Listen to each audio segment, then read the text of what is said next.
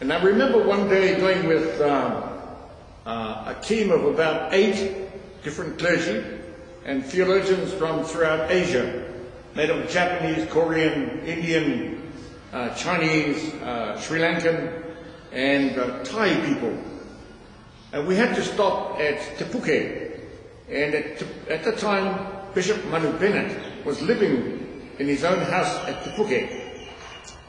And who should come along with us but Derek Fox and a team from the Television One that were making a documentary. And we were part of the documentary being made. And we got to Bishop Manu's house. After all the mihi were done, Bishop Bennett said, would anybody like a glass of wine? So we all had a glass of wine. And Derek Fox, who considers himself to be a connoisseur of good wine, said, Bishop, this is a particularly good drop. And the bishop looked at him and says, yes, it ought to be. 5 minutes ago it was only water.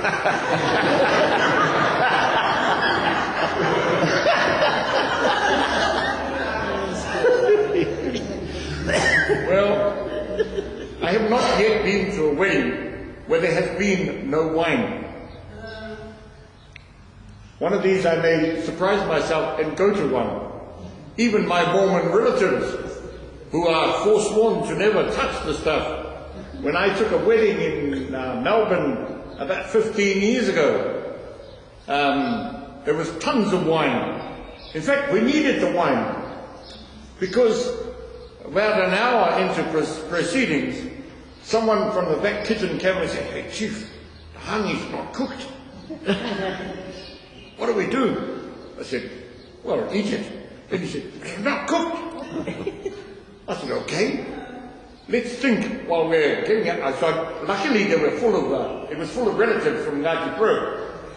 And because they love to sing and talk about themselves, so I let them have the floor. And they got carried away, didn't they? And so they took over for the next 20 minutes while we had a big conference out the back. And then somebody said, microwaves. And we finished up with 8 microwaves. People cutting up half-cooked hangi, chucking it in the microwave, and then serving it. And guess what? Just last year, we had a big function here. And our meat didn't cook. That's right, fellas. Our high-tech oven failed us. So microwaves came into play. And guess what? Everybody tasted the meat and said, what a fantastic meal! Oh, did it have such lovely taste? If only they saw the panic in the kitchen. So you can imagine the same panic must have struck the people at the wedding in Cana of Galilee. Huh? They'd run out of wine. Now what you've got to remember is, for us, when we run out of wine, it's easy to rush down to the supermarket and replenish the supplies, provided you've got the means by which you can pay for it. Or go down the corner shop, or the dairy, and buy more wine. It is widely available now. It must have been so devastating for the host whose wedding it was. Because they would have spent a long, long time preparing for this marriage. As often happens with us, we put a lot of time and effort into making sure that everyone is going to be satisfied with everything that takes place that day. We take negotiations over who does what in terms of kai, who does the cooking. It doesn't matter to us whether it's the bride's family that ought to do everything or not. Everybody pitches in. So it would have been no different on this occasion. The grapes would have been carefully nurtured to get the best wine possible. Let me tell you, wine that was drunk in those days, you and I wouldn't use for floor polish nowadays. It was truly awful, but it didn't matter. And if you drink wine that's made by the locals in Palestine, you'll know what it's like not to drink it again. I tried some when I was there. I couldn't wait to get to the shop to get a decent glass of wine. But there they are. They have run out of wine. So Mary the mother of Jesus, she then goes to her son and asks him to perform an act of magic. What's his response to her? She says to him, they have no wine. And his response to her is, woman, what concern is that to you? If that had been my son, I'd have said, get off your horse. But he said it to his mother. What concern is that to you? My hour has not yet come.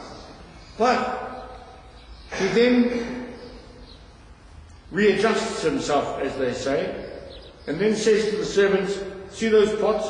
Fill them with water. They were stone jars.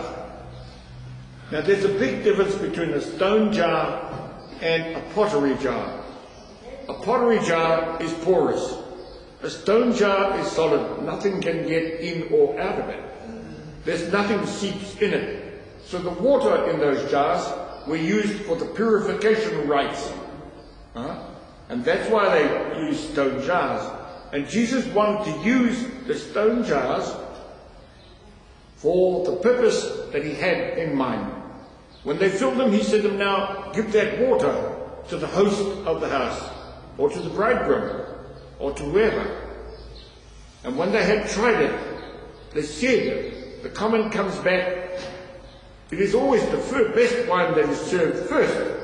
And then, when all the guests are drunk, you give them the worst wine. But you have saved the best wine for last.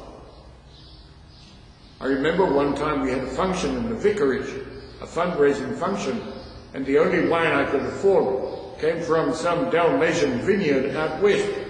And he gave me 72 bottles of this wine that he made himself. I think it was called Mother's Ruin. It should have been called Everybody's Ruin. I know when I poured it on the table, it actually lifted the varnish off the table. But however, the people who came drank it and thought it was absolutely fantastic. Lord knows what it did to the lining in their stomach. But the best wine was given at the last. Isn't it strange how God works? When we expect the worst at the last, we get the best. That is the mind of God, always to turn what you and I consider to be the end result into something so different. The first shall be last, and the last shall be first. To him who has much is given more, but to him who has little will be given even more. God has a bad habit of turning our lives inside out and upside down.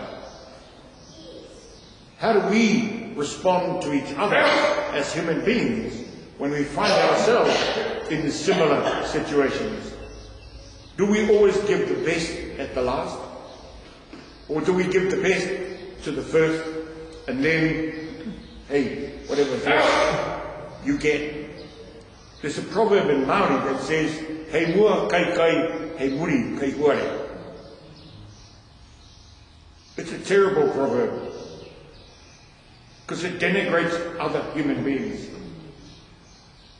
Hei mua kai kai, the first shall eat the best and the second shall eat the spittle. In other words, what you regurgitated out of your mouth. So, we have to think differently about ourselves as images of God and as carers of each other.